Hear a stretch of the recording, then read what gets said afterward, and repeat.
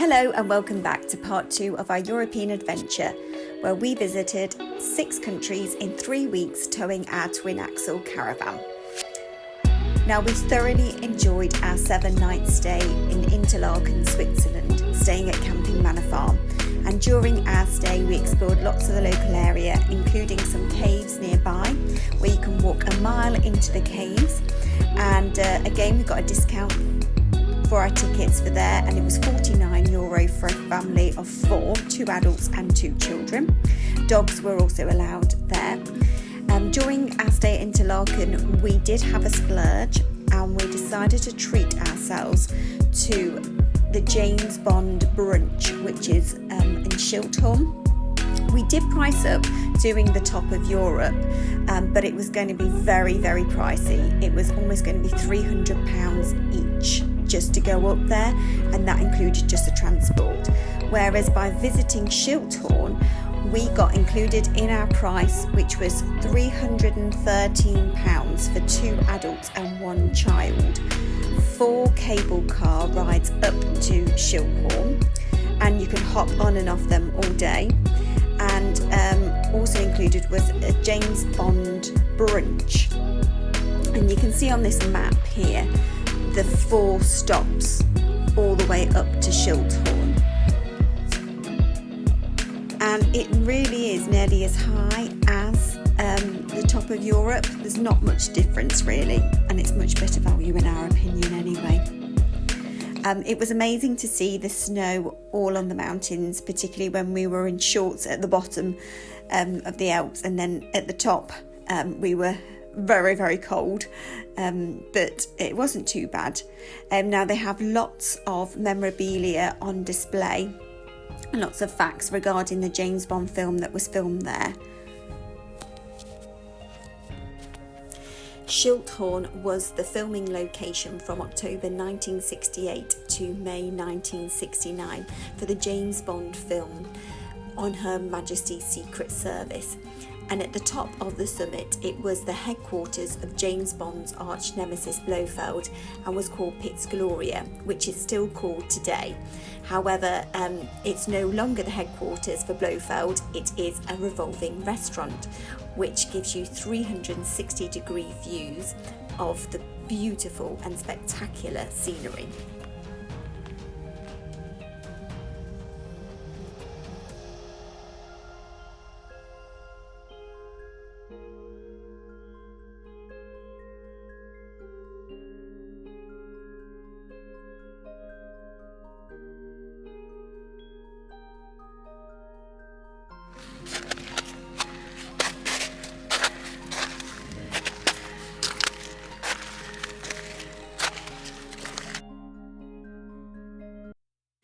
Spyworld is the James Bond Museum at the top of Schilthorn, which gives you lots of information about the filming that took place here in the 1960s. They've got lots of the props and information about what happened during filming, and they also show the film on repeat throughout the day if you want to go and watch it up there.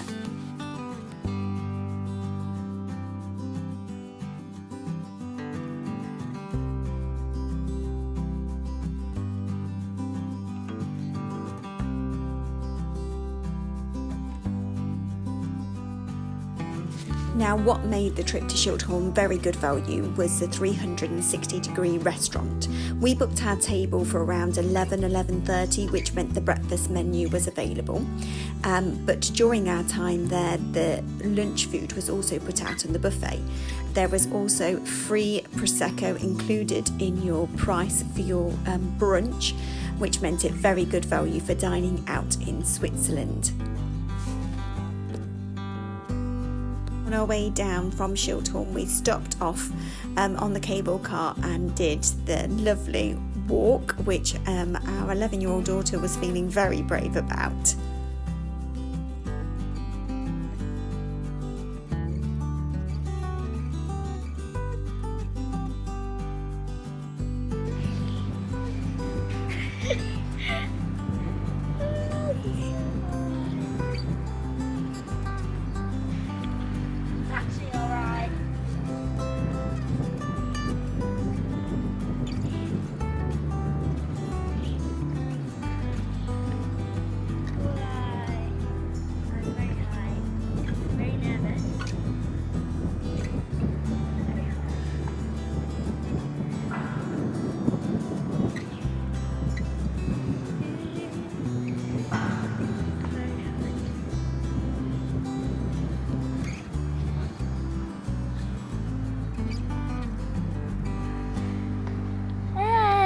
I did it!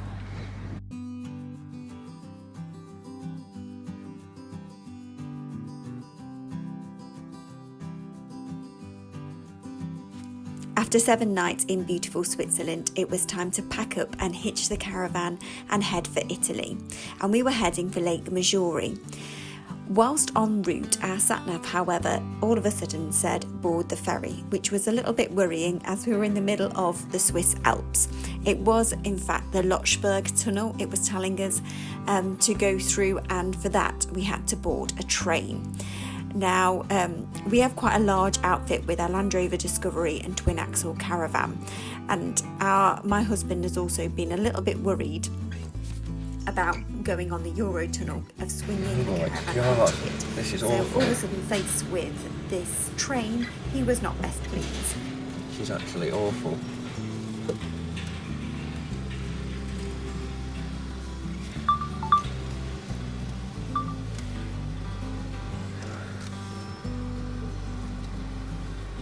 That. You've done very, very well. Oh, it's shaking. Yeah, there's enough room for their caravan.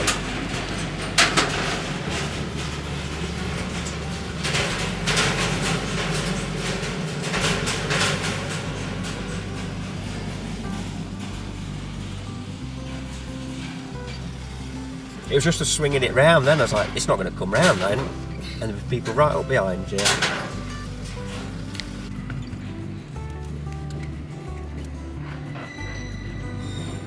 See that waterfall moving? Yeah. The tunnel did cut out a fair amount of driving and cost us £53.80, so was worth the little bit of stress getting onto it. What was really strange was during the whole time of being in the tunnel, in the middle of a mountain, we got 5G signal, which we don't even get in a house in Derbyshire.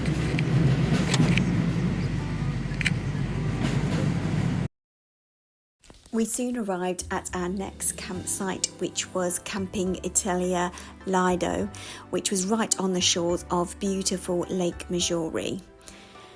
Now, Lake Maggiore is the second largest Italian lakes. We have visited Lake Garda before and Lake Como, and I must admit I was really impressed with Lake Maggiore. It's obviously not as touristy as Garda and Como, which I actually really liked. And it wasn't very busy either, the site. Lots of people had caravans on seasonal pitches, and they lived in Milan, so they would only come out to them at the weekend. So in the week it was very quiet. As you can see, the water was beautifully clear as well, and we enjoyed lots of swimming in the lake and the inflatable water park, they call it, which was €5 each for an hour. On the campsite they have a lake view restaurant, another restaurant which you can sit inside, a beach bar they call it as well, and you can hire boats as well from there. We enjoyed taking our paddleboard as well on the lake and enjoying the aqua park. Now, the site does have a swimming pool, and what's unique about it is that it's actually a floating swimming pool. You do have to wear hats, but that didn't put us off at all. We visited the local town of Aurora. Apologies for my pronunciation again. This was again a very picturesque town overlooking a castle. We had a lovely lunch there and wandered around. Unfortunately, we were very poorly timed with our visit as lots of the shops were shut as it was siesta time.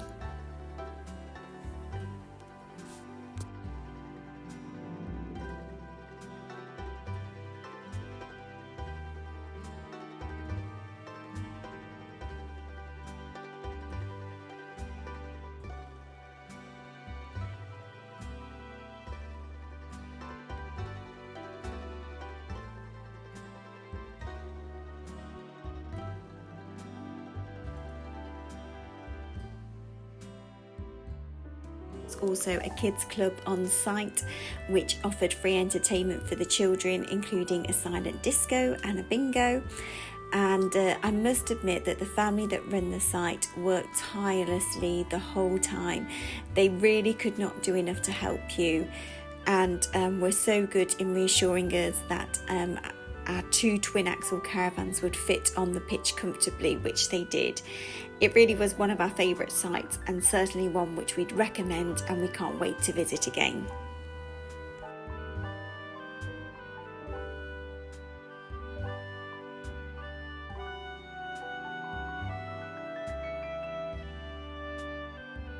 During our stay at Lake Maggiore, we went to the town of Stresa, which has some absolutely spectacular hotels and is very touristy. And from Stresa, you can get boats to the Borromean Islands. There are 3 islands in Lake Maggiore which are known as the Borromean Islands. The first island that you visit is called Madre. Then you visit the Fisherman Island, followed by Bella Island. And the cost for the boat was £25.97 for 2 adults, and children under the age of 12 are free. Now, whilst visiting the islands, you can get a ticket for the island gardens and palaces, and there are gardens and palaces to explore on the first island of Madre and the third island, which you can see here, which is called Bella. And that's €30 for an adult and €17 for a child. They really are absolutely stunningly gorgeous islands, and I definitely recommend them.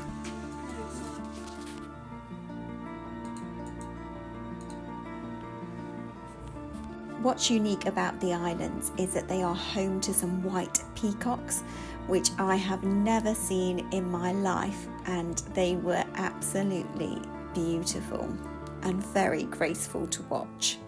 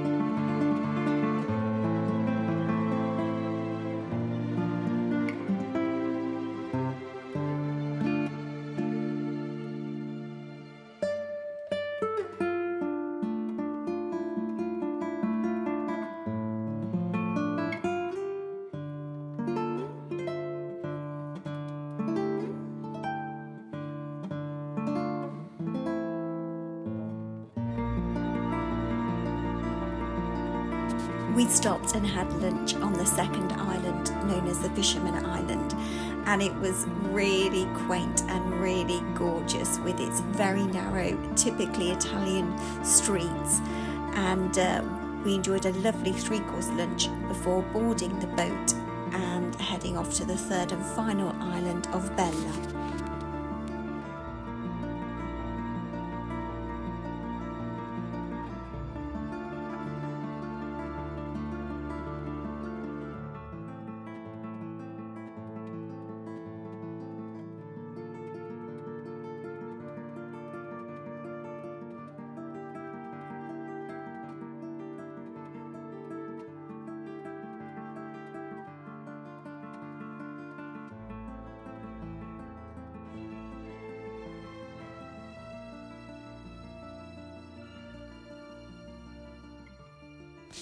You really do need a full day to enjoy the Borromean Islands, and they are absolutely stunning and so picturesque.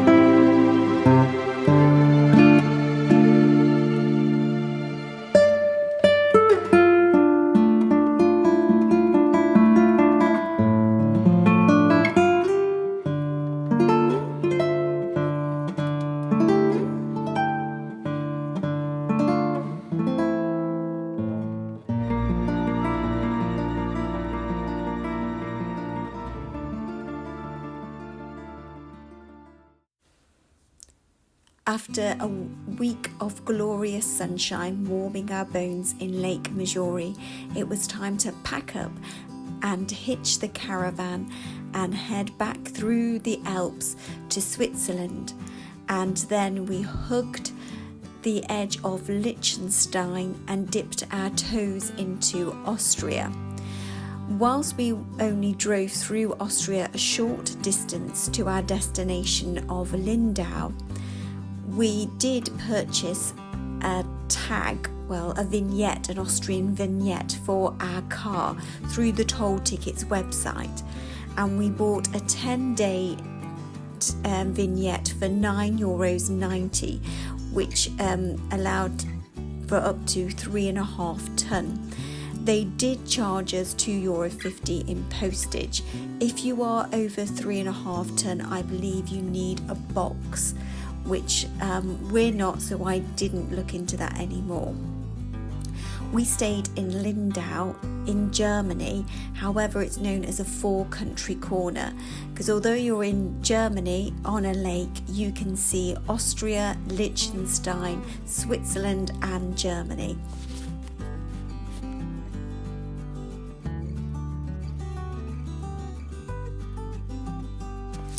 The campsite we stayed at was called Camping Gitzenweiler in Bavaria, Lindau, and included in our pitch was free travel on the bus to Lindau Centre.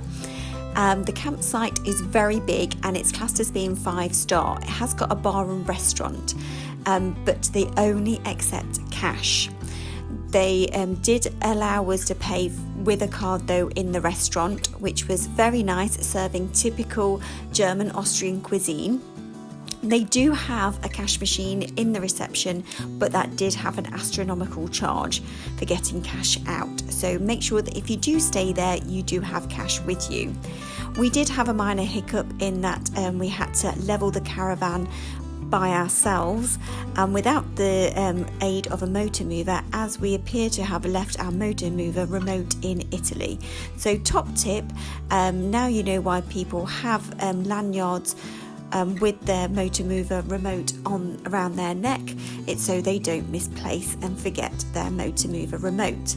We've since put an app on our phone now, so we use the app on our phone now to motor move our caravan, as we've been really struggling and also to find a remote for our motor mover, and the cost of it is absolutely ridiculous.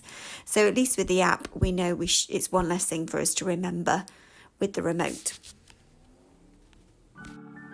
We had 2 nights in Lindau. Unfortunately, the weather wasn't particularly great, although it doesn't show it on this video. We did have an awful lot of rain whilst we were there. It did appear to be an absolutely stunning area, and there's lots to do in the area, including the Zeppelin Museum. We then headed back to have one night at Camping Manor that we stayed on the way down to Switzerland, and we had our final night at Camping Manor de la Assine before catching our ferry back home.